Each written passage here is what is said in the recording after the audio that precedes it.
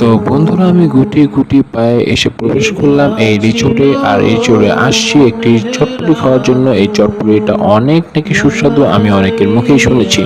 তো আস্তে আস্তে আমি হেঁটে চলে এসে পড়েছি এখানে। তো আজকে আসার পর অনেক বৃষ্টি দেখলাম, তো বাট এখন কোনো বৃষ্টি নেই, গুড়ি গুড়ি বৃষ্টি পড়তেছে যা তোমরা।